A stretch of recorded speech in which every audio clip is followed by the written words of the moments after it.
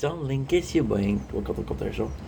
Saying hope to having a wonderful day on this glorious 20th of August 2025. As you can see, we got the prison break ready. Before that, happy birthday, Mom. I love you. Enjoy your 67th birthday. I got a mustache and it's been sticking in my nose for a while and it's so freaking annoying.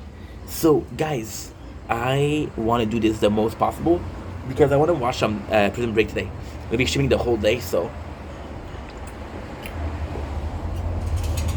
actually going to listen to it a little bit, you know. Without further ado, we have a man. I don't know how you say all-comer. A different man. Teabag lose a slave. What? A slave. And look at another one. During this time, the retrograde. What? Oh yeah, Bruce is losing power in the hierarchy, and it puts the plan in danger. So this is a very, very tough. Because again, at this point we're at 3 days, so it's kind of why I want to do it a bit more. We've been doing 20 minutes of videos, not more than that. We've been doing for what? We've been doing 44 minutes of content, so I'm a bit behind, as they say. The lighting is kind of good, so you don't have to worry about that. We got the intro. Okay, so we have Teabag and Michael. I'm gonna be honest, I don't remember this.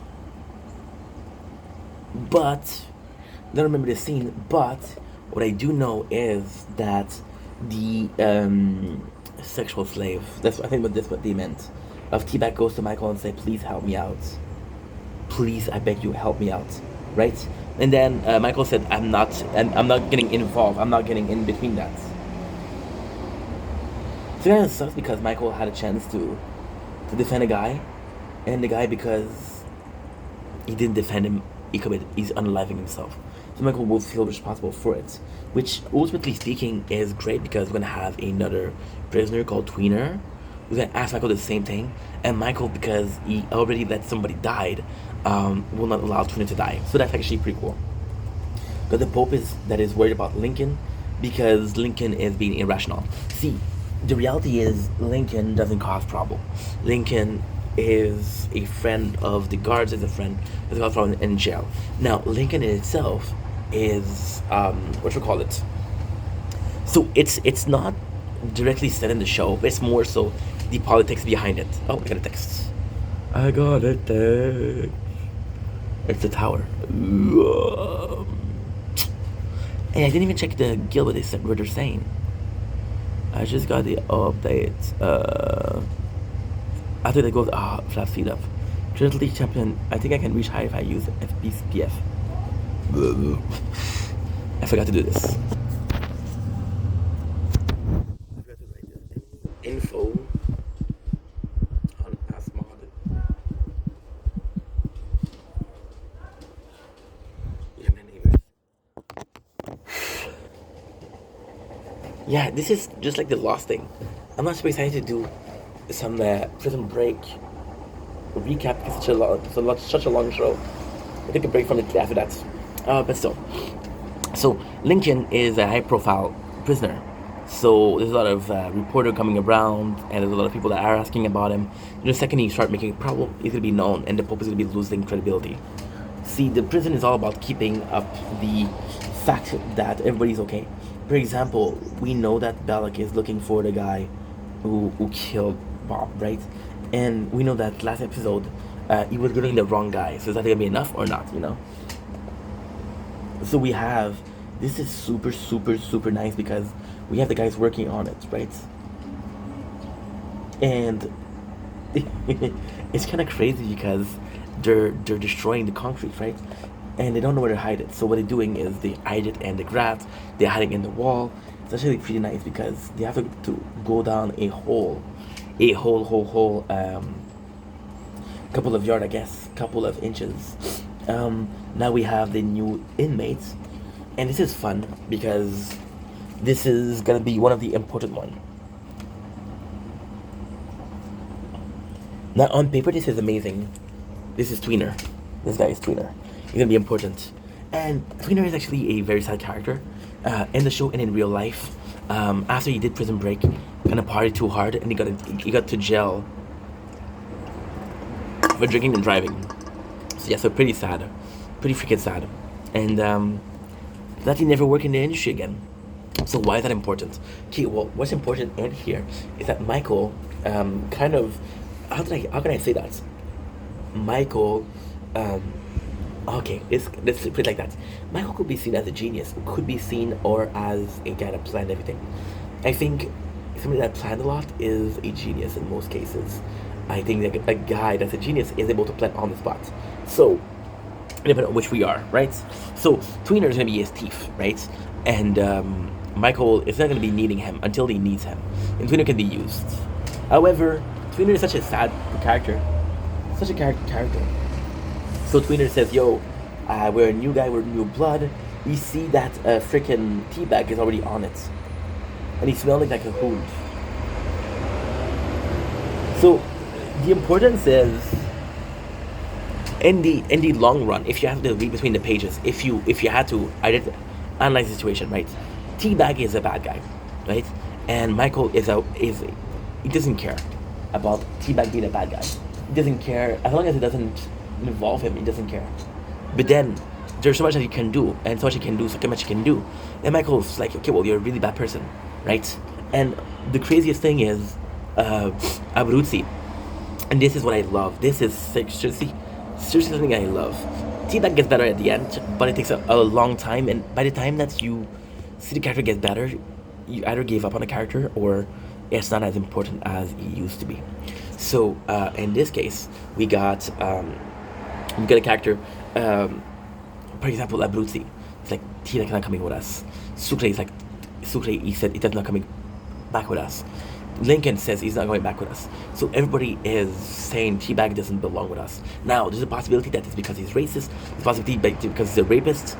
But I think it's because Abruzzi sees himself as lesser of a criminal than he is. Sucre, you get the backstory, is sad. It's really sad. It's really, really sad. You get the backstory of Lincoln, which was Frame. It's really sad. You get the backstory of Abruzzi. Abruzzi is not really that sad because he took advantage of it. However, there's even a part in this one. You know, Michael wants to protect the witness, because the witness isn't a gangster. The witness was an employee that was at the right time, at the wrong place. So it's like, I don't want to kill him. He didn't do anything wrong. And if I kill him, I kill an innocent guy. You know? Versus killing a mafioso. So you got more of Lincoln and the plan, which is kind of important. Get more of LJ being a homeless person. And LJ is kind of dumb because he still has this, he still has this phone, right? And if you drop the phone, he could do it. But yeah, the picture on the phone, and the phone is important. Now we got Veronica getting some food. Now this is a very important scene. So what she do is she goes to the cupboard and she finds 2 guns on the wall. 2 guns. And now she said, okay, well, there's 2 guns. Later on, LJ's gonna follow them and LJ's gonna find a gun and LJ's gonna be choosing to use them. So you're putting guns there as the case of Veronica didn't use it. But you're also putting them there as saying they're available for LJ to use, you know? So I think that's kind of nice. However, there's 2 guns and LJ only needs 1. So that's also a mess.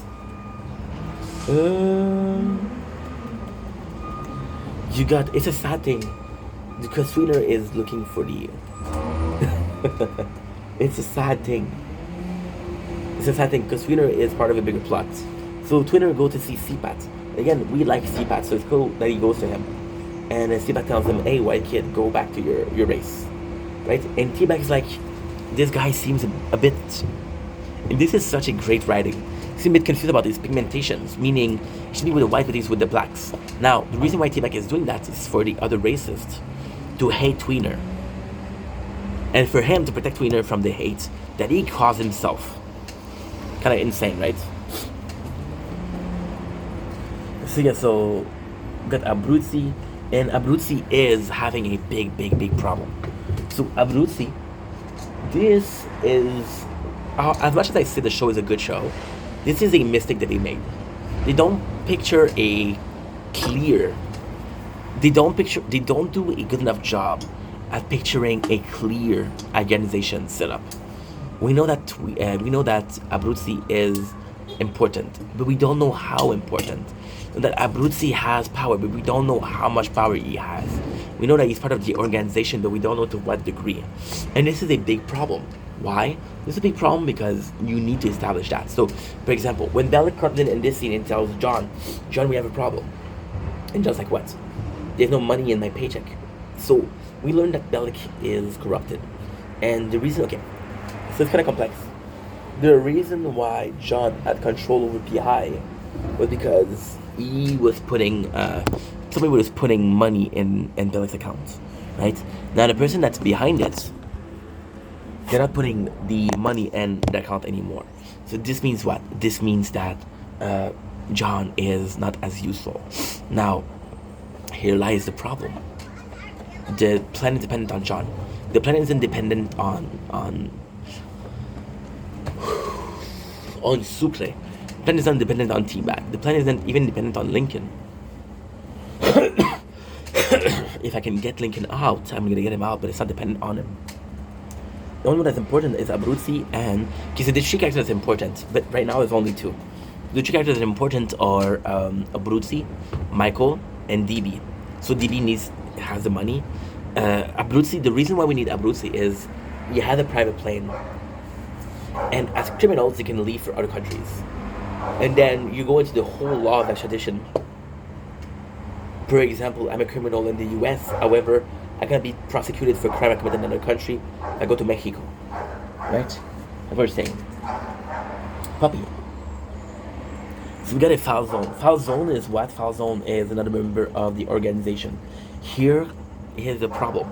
We don't know if foul zone is ranking higher than Abruzzi. Now, there's also a possibility. There's also a possibility that when he was in jail, Abruzzi was very powerful. And now, because he's in jail, he's losing power, he's losing power, he's losing power, he's losing power, he's losing power. And then a character like Falzone comes in, it's like, you know what? There's a free place in the hierarchy. There's a free place out there, let me take it. That could also be the case. My apologies.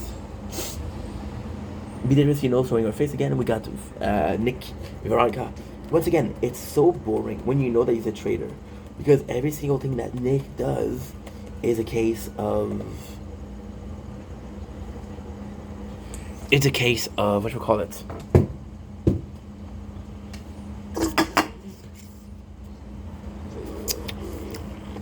It's a case of slowing down Veronica, and that sucks. Because if you do it once, it's okay. If you do it twice, it's okay. If you do it for a whole season, it's bad. And yes, we'll do it for the first season. Good, next scene, which is again a brilliant. There's a guard and the secretary for, there's a guard and secretary for whatchamacallit. There's a guard and secretary for Pope, and they're kind of having an affair. So he goes to the PI room, which again shows how bad their plan is.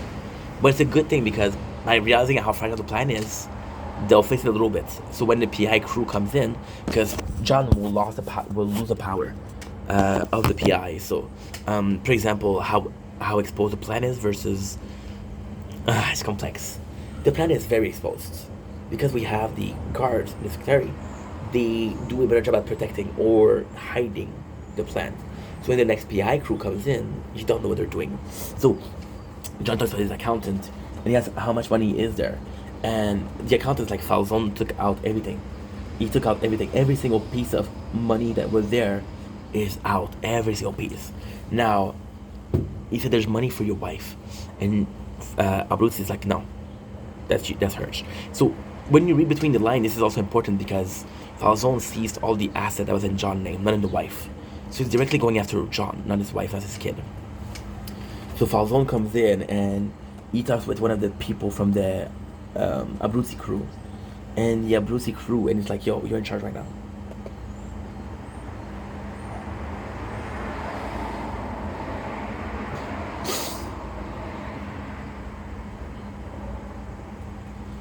But Sarah was doing more research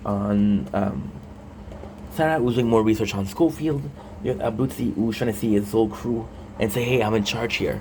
And then the guy says, "No, you're not in charge." And then he sends Abruzzi, old goon, to attack him, which is kind of cool. And I get it. Next, I'll be right back.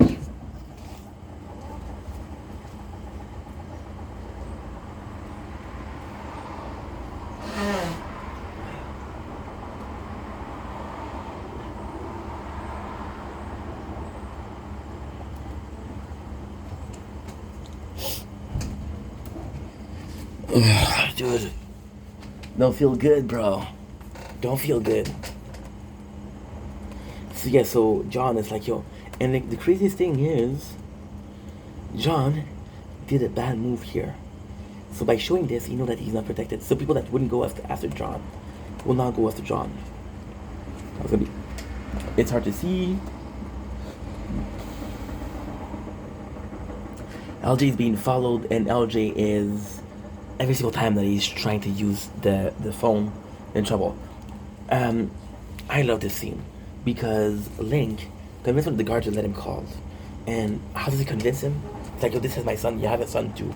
You know what I'm going through. So they're showing a very human side to the guardian, to the prison guards. We have a old scene of Killer Man going after AJ, but then AJ gets away. But it's kind of like a cool thing because without AJ, you don't have any proof of what he's saying. They've got Veronica and Nick who were trying to get help from higher up. It doesn't really work. Got Twinner was in a bad position. Veronica and Nick getting into a more influential is they have some proof, and it's saying is it enough to find out if Lincoln is not guilty? The whole thing, why I don't like the Veronica and Nick segments, you can see that I don't like them. It's kind of easy. The first of all is that Nick and Veronica is constantly a game of cat and mouse. The cat is Nick, the mouse is Veronica. And they keep chasing around in circle and circle and circle and circle till it becomes pointless. However, Veronica as a lawyer, she's a lawyer, so she's supposed to present good. And she chooses to use a conspiracy to free her ex-husband versus actually saying, yo, this is bad, this should be stopped, you know? This is kind of disgusting. But Tweener comes in, and it's one of the best scene. One of the best freaking scene. Because T-Bag goes in, and T-Bag is like...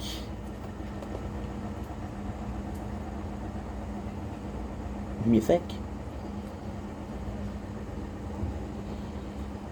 Yeah, nice. Nice. I love this. Okay, so Tweener is being pushed by everybody. He's almost getting, and then T-Bag comes in, and T-Bag protects him, and T-Bag put his hand on his legs, and Tweener's like, back off, you H-word, you homo, and he said, I'm gonna fuck you up, which I think is kind of cool because T-Bag would fuck you up, dude. You're crazy. But at the same time, you said for yourself, it's nice. Then I go back to jail, and Bag will see T-Bag taunting Tweener. It's like, leave that kid alone. And this is when you start seeing that Michael is worried, or at least... See, it's complex, because does he think that... It's kind of complex. Does he think of himself as a older brother to people? A protective fashion, for example, a Lincoln via Michael, right? Could have been. It's insane because you see that. Or does he think that T-Bag is going too far? And if T-Bag is going too far, that could be it. So we learned that Michael is suffering from low inhibition. So low inhibition is often seen with people that have not the best intelligence, right? But so it's kind of super. This one was an important scene too. Veronica, Sarah goes in and see Michael X shrink, and he says, "Okay, well, Michael has a desire to help people. Blah blah blah blah blah. It's kind of crazy, and he's obsessed, which possibly why he wants to help Lincoln, which explained that, which is cool. And he's also saying that Michael is a genius because he has something called a low inhibition. So low inhibition is something that's seen a lot of people that have low IQ, but if it's somebody with an high IQ, it ends up in being almost every single time a genius. This is kind of important. This is kind of very important, actually. We got a scene for Teabag who is intimidating Tweener, and Michael who is reacting negatively, which is great. You got a very cool scene between LJ and Veronica. So what you realize is they're able to track him because every single time that he uses his phone, they're able to track the phone. So they're able to hear what he says. Now the cool thing is Veronica knows that. Maybe I think Nick knows that, and he tells Veronica, but it doesn't matter. So then what happened is they tell him, hey, come here, we're in this place. But in another place, and then she texts him and she's like, yo, we're really here, go in. And they're saying they're tracking your phone. So then what LJ does at the end of the episode, he's going to the place. He leaves his phone in the bus. So they go after the phone, but he's already gone, which I think is actually pretty nice. But Abruzzi, who's sticking it out on the old guy.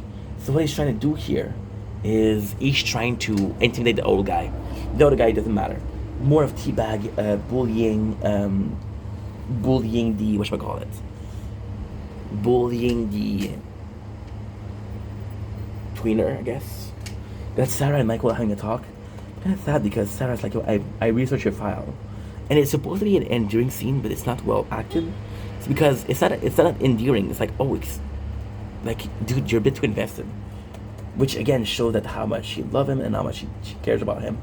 You know, we got this scene, like I told you, Letterman, which is actually quite nice.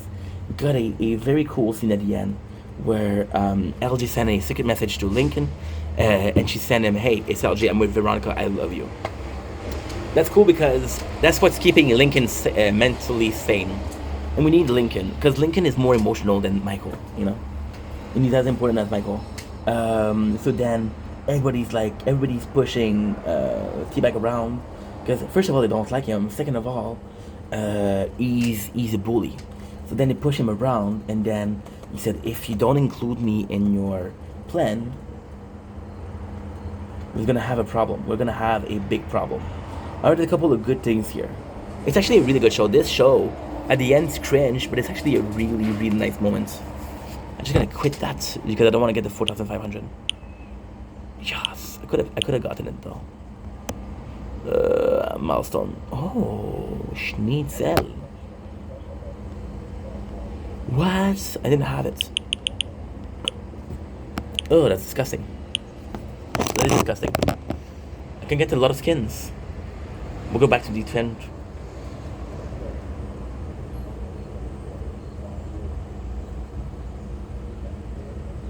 Aha. Okay. So 10. Good. Okay, perfect. So, we got Teabag who's going to Tweener, and he comes in, it's like, yo, he leaves Tweeners alone, which is Michael, what is desired. You get a scene between Abruzzi and Bellic. Bellic tells him, you're not in charge anymore, John. Get over it. And we have the new PI team. And the new PI team is led by this guy who John just assaulted. So now John is not going to be able to have a friendly relationship with. Next episode, season 1, episode 10. Lost Cause. To regain the control of the band and restore the chance for evasion, Abruzzi is convinced Michael to tell Falzone where is Fibonacci. So you can see that John is in a very bad position because people are trying to aim at him. Ultimately speaking, this is not said in the show, but this is really the problem. So you see that John was an influential person in the prison, right? Until he lost influence. Now, why is that important? That's a very good question. That is a very good question. Because you see him as being a powerful person.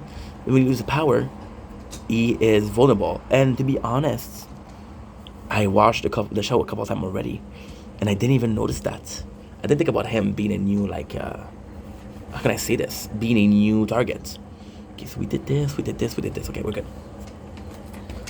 So Abruzzi is now worried.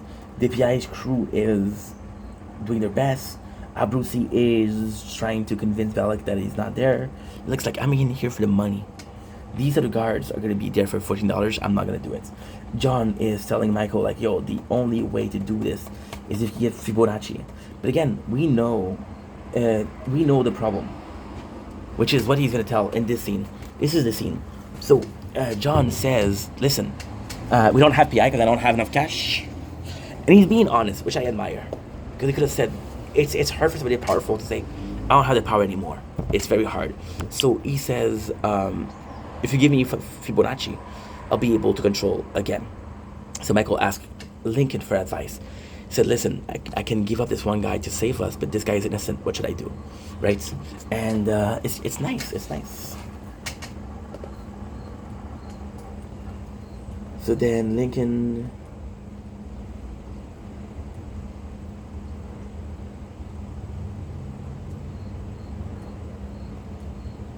Yeah, Lincoln doesn't know what to do because Michael, he tells Michael, this is weird that you gave up all this information. He said, no, he's a good man. Right? Now, we have a important place.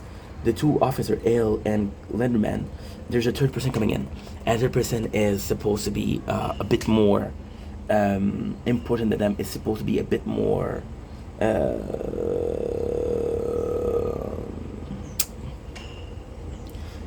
yeah, he's part of the system more. So Link, this is super cool. Link, the guard that's trying to fuck the secretary, comes in and he's like, yo, I'm giving you a paper. This is for the last child. This is for the last meal. You don't want that child. And Link is like, what's the point? I'm gonna die anyway. It's like, think about it. Which actually will give you a good scene. So CPAT trying to get the guy, and that's kind of funny. That's kind of funny.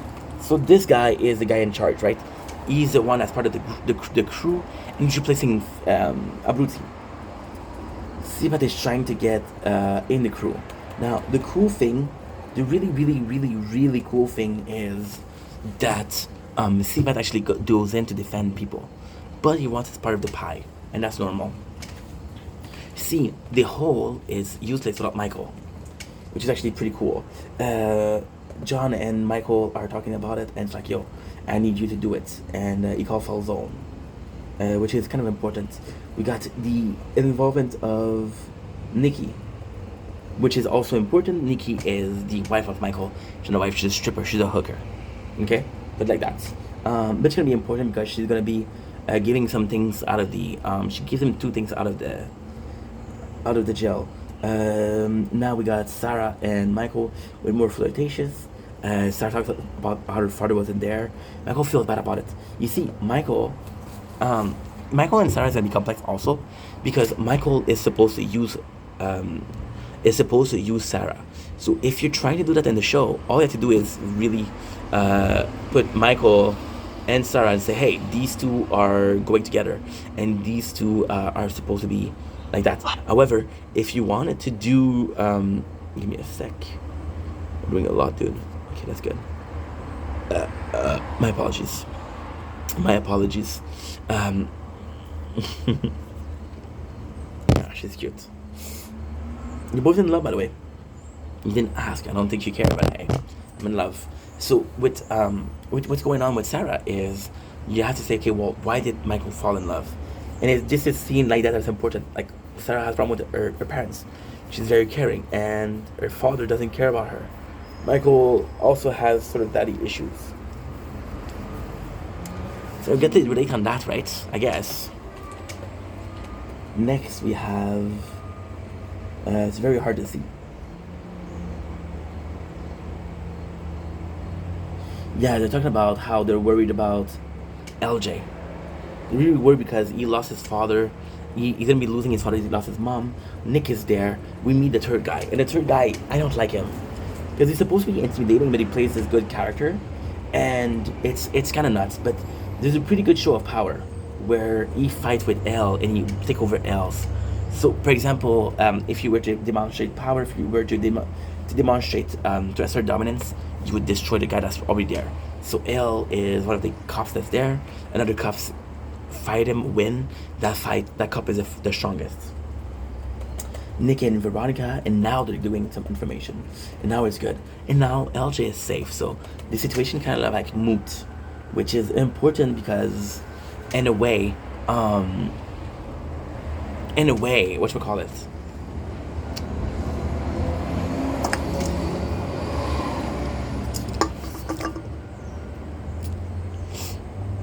The only thing is Lincoln. They have 10 more days, but LJ's safe, so getting a couple of days with that. We got Fibonacci and Michael. Michael explained how he found the guy, which was quite simple. He called with the sheriffs around. Now, what he does is he does a really good job at betraying Abruzzi. So he's saying Abruzzi is betraying him. Now, this only makes sense later on. It only makes sense later on. So why does that seem so important? I'm going to spoil it for you guys. So what's going on is Michael betray Abruzzi, and Abruzzi is, you better work for me, otherwise I'm going to kill Veronica, which he's not going to do it. Now, the reality is they're planning to betray Falzone because Falzone has brought his kids, he brought somebody else for the PI. Falzone is not to be trusted. So what he does is Michael betrays the mafia. That way, if Abruzzi was to come back and tell the mafia, like, I didn't betray you, Michael did. So you got the power of Michael, you know? That's pretty much it. We got the kind of the scene that's important. We got the vice president talking to Killerman, and it's kind of important because Killerman and her, they had this relationship where they're supposed to be kind of together, but not really. How do I say this? Oh, I'm sorry. Oui, hello? Hello?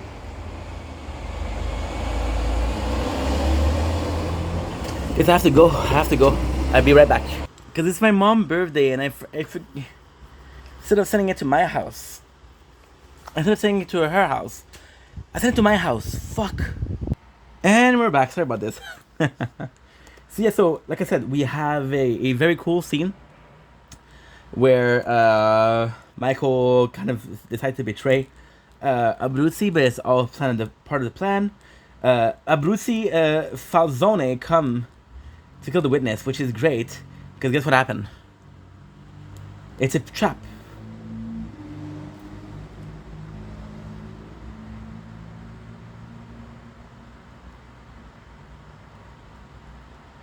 Okay, give me a sec. There's a bunch of stuff happening. Shit, I lost a lot. Yeah, so there's a scene between Letterman and him. There's the cop, the new cop that goes in to see her ex-fiance and see if you're able to get something out of it. Lincoln, which is really cool, really cool, who decided not to have a last meal, asked for blueberry pancakes because it's something that he used to give to his son LJ. Now this is really cool. The cops uses the phone of the fiance to be able to track her down, and he asked her where she is, and she said, I can't tell you. However, he did it too long. She talks to him too long, and he's able to get the location, which is how he finds them. Falzone ends up going into a trap. The prisoner is there. We got a nice moment between Sarah and Michael. Sarah received flowers for her father every single birthday. They're dead. She just doesn't like them. So just to show that he didn't care enough to send her something that would last. And then what happened is Michael make her a flower through origami. So that's kind of nice. The whole story of the plane is insane because it means something to Michael, which is I fucking love. We got a cool scene between Lincoln and LJ, which is him making blueberry pancake. We got the passing of power for Falzone via the old guy, and CPAT, who was able to see what was going on and the plan. So he said, I want in. So that's kind of insane because he bullied his way in, which is great. We have the truth of the Madam President, how weird it is that the amount of cash that was used to the house is the amount of cash that she asked for her campaign. So it's kind of hard, it's kind of insane. And lastly, we got the cops, the third cops, who is behind their window. That means they found them. That's pretty much it for today. For at least now. One too many. One too many is gonna be insanely important. I always have to do this. The 11th. I always have to do this. There, that's good. Anyway, I love you guys. Take it easy. Sorry about the. We're trying to go fast, but hey, we did an episode in 20 minutes. That's not bad.